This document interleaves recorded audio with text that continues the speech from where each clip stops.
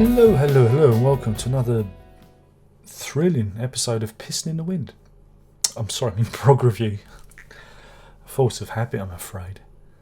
And today, if you haven't read the title and description, we are talking about, he says, I've got to pull up the Wikipedia page because you know it's like I'm not with it. We're talking about, very gently, Peter Gabriel Plays Live, and this is the new now. I've dated the video. This is the reissue from 2020. You know that year 2020 where the robots took over.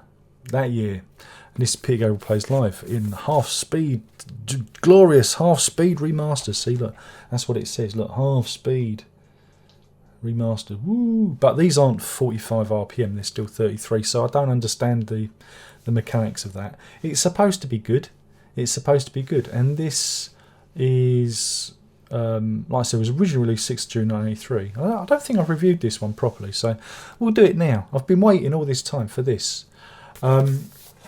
It's Gabriel's first live album.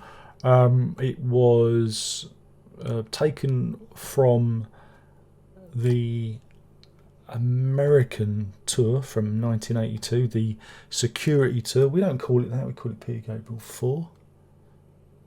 Yeah, that's right, because we're normal. And yeah, this is the reissue. And what we've got coming is this is out and over the coming months, culminating in, I think it's November, that's dated the video. We have Live in Athens, which is the first time it's been released, and this time on vinyl. We have Secret World Live, first time it's been released on vinyl. Last time it was just CD. And finally we've got Growing Up Live, which is the first time it's been released on audio, and this time on vinyl. It's the same as Live in Athens. Those two have only been like Blu-ray, VHS, video, whatever you want to call it, audio-visual releases rather than pure audio releases. And so this is part of that, and that's why I'm doing this, because reissues, everyone loves reissues, though two of them aren't strictly reissues, or are they? I don't know. It's confusing, isn't it? So yeah, this, I've owned many copies of this. I've got it on CD over there, double CD. Hey. There, look, I've just moved my head, and I'm pointing at the wrong. That's the wrong album. It's just there. You've seen that one if you've been on the live stream with me. You've seen that one already, and I've got this on vinyl from back in the day, but it's got a promo stamp, gold promo stamp on the back, and we got it for quids, when we were collecting records. So I wasn't, I was like, oh, okay, we'll do this because I might as well get all the half speed remastered Gabriel stuff. I wasn't looking forward to it. It's kind of, this is all done out of a terrible sense of duty. Oh, doesn't that sound glorious? Oh, I only did it because I thought I'd better do it. Not that anyone's asked for it, not anyone really cares. Oh no, what's his name did? Brendan asked about it, so he cares. That's good. I'm glad somebody cares. So yeah, I thought, well, what the hell? Let's do it. There's not a lot happening out there. It's all members of Yes putting out solo albums at the moment, so we might as well cover Gabriel. And I haven't covered this one, so yeah, it's taken from the Security Tour. It's got a good. I'm talking in general terms now. We'll talk about the pressing in a minute. It's got a good mixture of record, of material taken from that. It's not an actual live recording because it's a composite. It's composited from a number of dates. Even on the liner notes, it said it's been fiddled around with, for quality reasons. At the time, everyone was kind of, well, what's he done?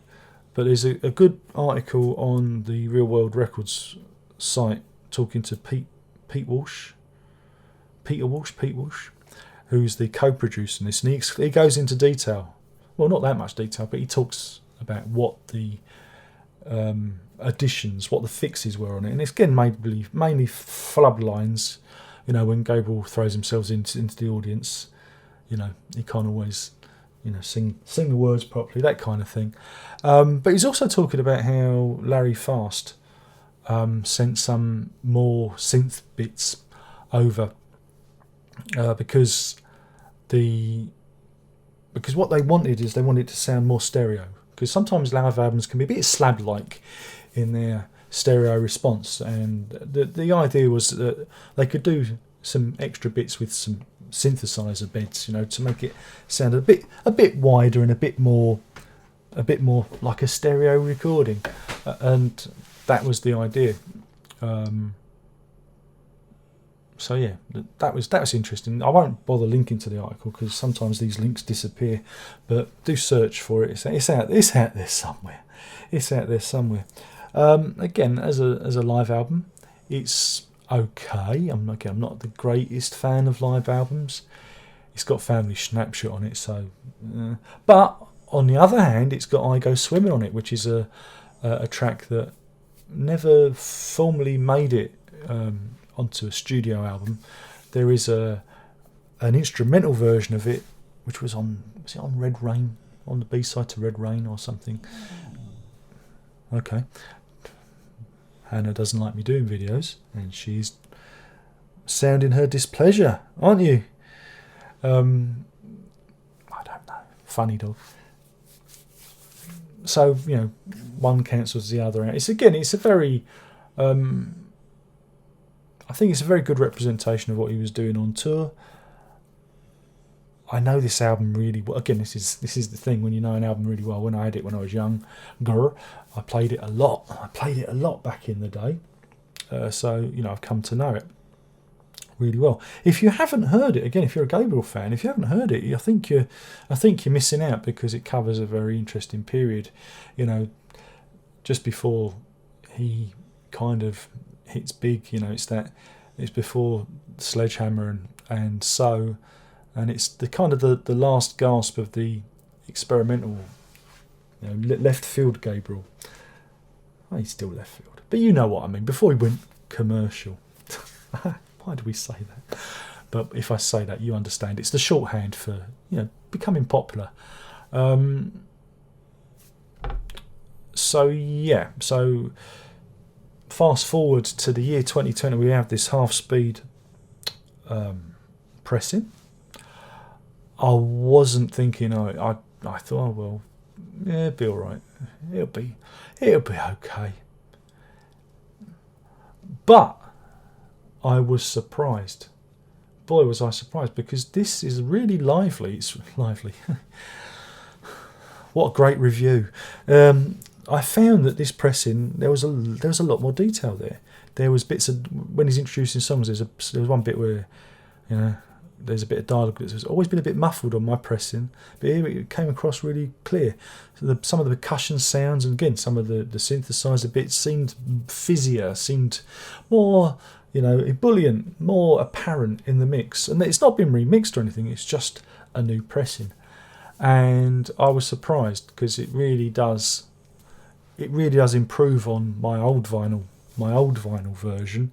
And again, I think it's a good, yeah, I mean, even compared to the CD one I've got, you know, I think it's like CD but on the vinyl. Ooh. So yeah, if you haven't got it, it's definitely worth picking up. If you've already got it on vinyl or CD, I forgot to say, of course, the CD was released as the double with the whole concert on, and then there was the Plays Live Highlights, which was truncated so it could fit on one CD. And if I'm remembering, in the past, the 2 CD one was always a bit hard to get. So you might have Plays Live Highlights. Well, you want to get this, because this is the authentic one. This is the full fat edition. So there you go. But yeah, I was mildly surprised. Mildly? No, I was surprised by how good it sounded.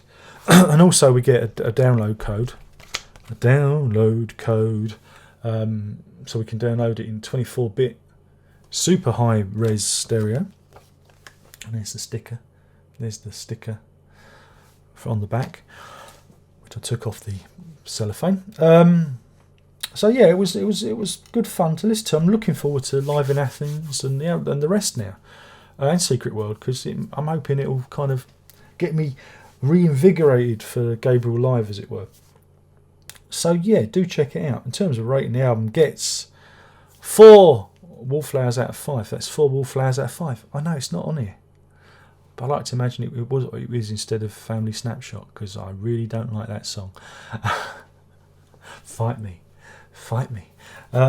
People take real issue when I say I don't like Family Snapshot. It's about a boy who suffers a family breakup, who then goes on to shoot a politician, possibly a president, for fame. And it's like, all because his family broke up. I come from a broken home. I've never wanted to assassinate anyone for fame. And if you sympathise with that, you sympathise with the likes of Mark Chapman. Bad things happen to people, but it doesn't mean that you need to go on and do bad things. It doesn't justify it. And that's why I don't like that song. But you wouldn't understand. I don't know, it's based on a book and whatnot. So yeah, don't forget to subscribe. 2,000 odd subscribers don't get 2,000 views, so I don't know what that's all about. Don't forget to ring the little bell, touch my bell end for constant updates, but really you want to go to Twitter, because Twitter is where it all happens. And if you want to know about live streams and when videos are posted, Twitter will get you sorted. Forget the subscription thing, it doesn't work. Twitter, if you care. Probably don't.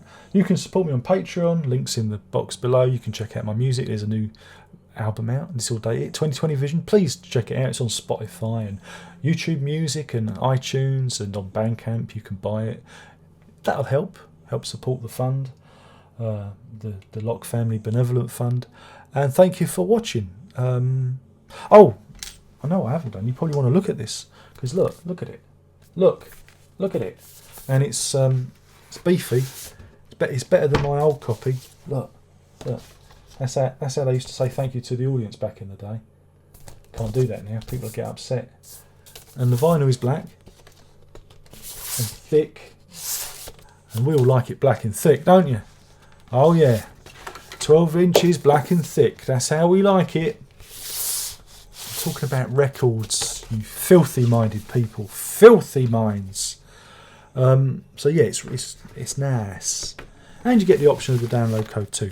Remember folks, always include a download code if you're doing a vinyl release, because it's really helpful for when I want to listen to the record whilst walking the dog.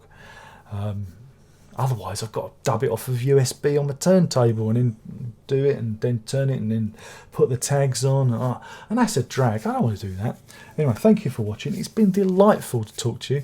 I doubt that anyone will watch this, because algorithms. Do you remember the good old days of YouTube when people could find your videos? Do you remember that? I'm always moaning and bitching. I'm sorry, I have to. Unsubscribe if you don't like the moaning and bitching. Subscribe if you do like the moaning and bitching. Thumbs up, thumbs down, it doesn't matter. It's all engagement. Engagement feeds the Google algorithm machine. I don't know. I used to know what YouTube was about. Now I don't. And it makes me feel a little bit disengaged with it. And you know, and I don't particularly care for making videos anymore, because, you know, because I like doing the live streams. Live streams on Tuesdays. Remember that, Tuesdays. Look it up in your neighbourhood. I don't know what the time would be, because the Earth is a spinning ball of dirt, and there are different time zones. You know, oblique spheroid. It's an oblique spheroid. And we have different time zones. So where it's about 11 o'clock in the evening here, it's probably 2 in the afternoon there. Or in Australia, it's breakfast time, cobber. That's the Australians annoyed. Anyway, I've gone on too much. I've written on far too long. Anyway, thank you for watching. There's only one more thing left to say, and by now you should really know what that is, and that is Prog on.